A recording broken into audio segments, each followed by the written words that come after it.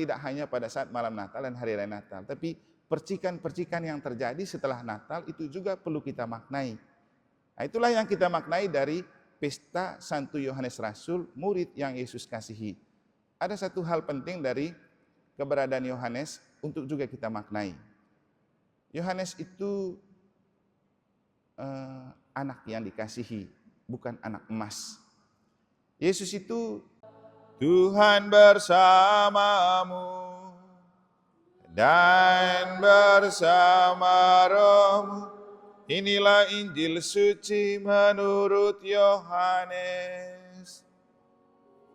Dimuliakanlah Tuhan. Pada hari Minggu Paskah, setelah mendapati makam Yesus kosong, Maria Magdalena berlari-lari mendapatkan Simon Petrus dan murid yang lain yang dikasihi Yesus. Ia berkata kepada mereka, Tuhan telah diambil orang dari kuburnya dan kami tidak tahu di mana ia diletakkan. Maka berangkatlah Petrus dan murid yang lain itu ke kubur. Keduanya berlari bersama-sama, tetapi murid yang lain itu berlari lebih cepat daripada Petrus, sehingga ia lebih dahulu sampai di kubur. Ia menjenguk ke dalam dan melihat kain kafan terletak di tanah, tetapi ia tidak masuk ke dalam. Maka tibalah Simon menyusul dia dan masuk ke dalam kubur itu. Ia melihat kain kafan terletak di tanah, sedang kain peluh yang tadinya ada di kepala Yesus tidak terletak dekat kain kafan itu, tetapi agak di samping di tempat yang lain dan sudah tergulung. Maka masuklah juga murid yang lain yang lebih dahulu sampai di kubur itu. Ia melihatnya dan percaya.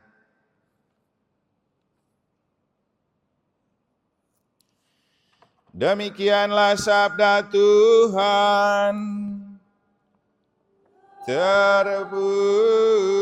Terpujilah Kristus.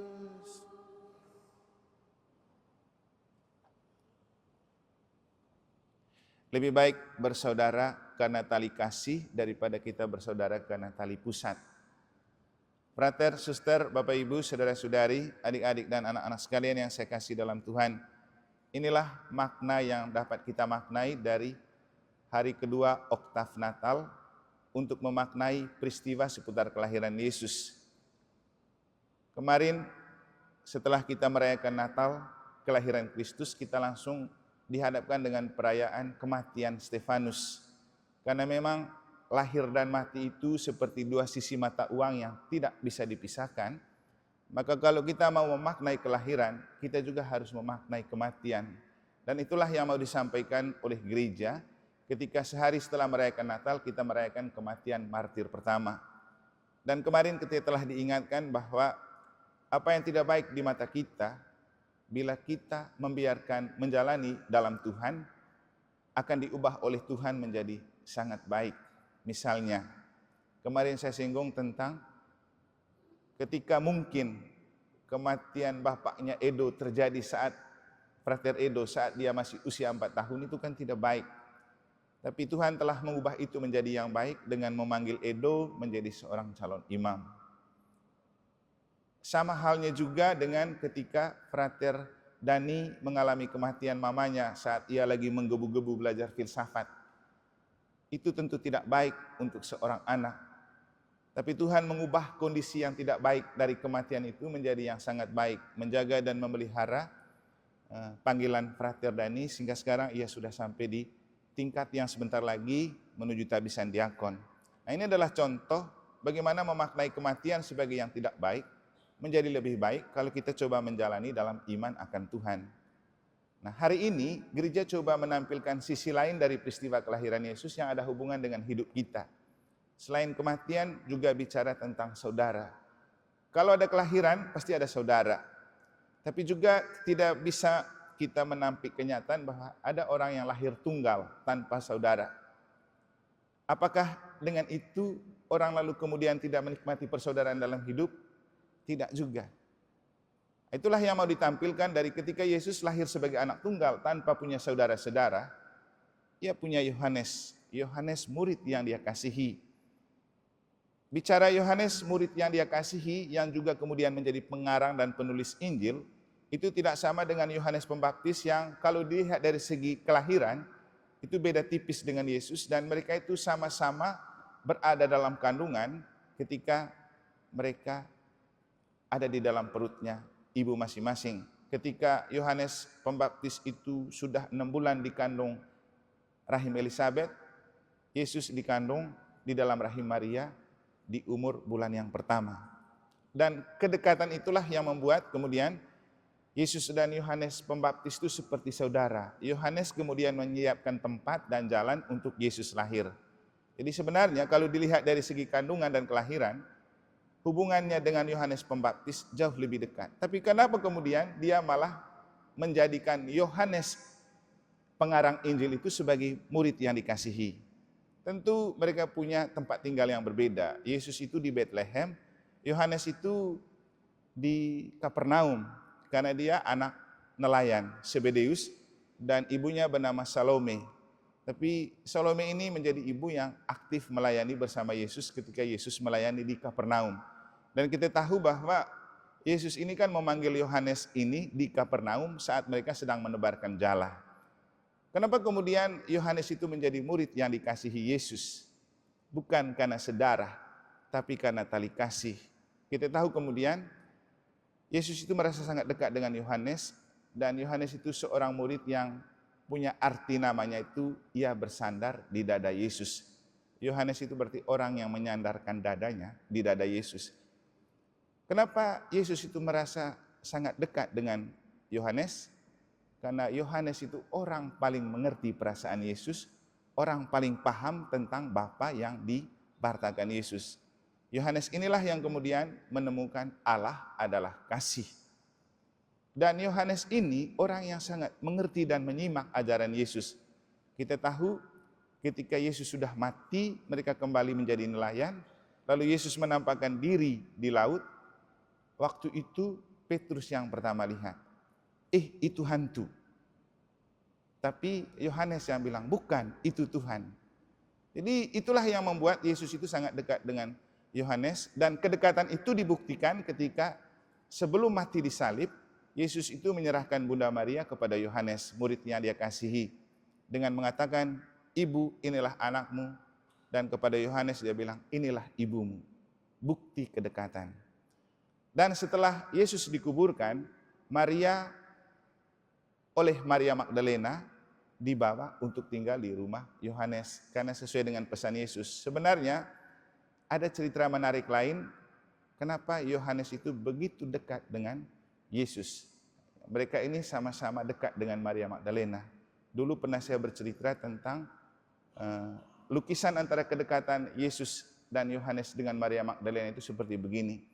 Bagi Yohanes murid yang dikasihi Yesus, Maria Magdalena adalah cinta pertama. Sedangkan bagi Yesus, Maria Magdalena itu adalah, bagi Maria Magdalena, Yesus itu cinta terakhir. Kenapa begitu? Karena waktu masih kecil-kecil seperti begini, Maria Magdalena dan Yohanes itu teman main di Magdala. Tapi setelah dia masuk kaum Eseni, seperti seminari, hubungan mereka terputus. Nah kemudian Yohanes ini direkrut oleh Yesus menjadi murid, dan dia sangat dekat dengan Yesus. Tapi kemudian ketika Maria itu dirasuki oleh 7 roh jahat, tidak ada orang yang bisa membantu menyembuhkan kecuali Yesus. Maka sejak saat itulah, karena Yesus mampu menyembuhkan Maria Magdalena, anak orang kaya di Magdala, dari 7 roh jahat yang merasukinya, dia kemudian menjadikan Yesus sebagai cinta terakhir. Cinta tidak harus selalu memiliki. Dan kenapa kemudian orang yang paling rajin pergi ke kubur menengok Yesus waktu dia sudah dikuburkan itu siapa? Maria Magdalena. Dan dalam Injil hari ini kita mendengar Maria Magdalena inilah orang yang sering ke kubur, dan dialah yang pertama memberikan berita kepada Yohanes dan Petrus bahwa Yesus itu sudah tidak ada di kubur. Coba kamu pergi lihat. Nah, untuk kita Bapak Ibu maknanya begini. Kelahiran itu mengandung arti kita punya saudara. Tapi Yesus ini lahir tanpa saudara. Tapi bukan berarti tidak punya saudara yang dia kasihi. Yohanes adalah saudara yang sangat dia kasihi. Dan persaudaraan itu muncul karena tali kasih. Allah adalah kasih.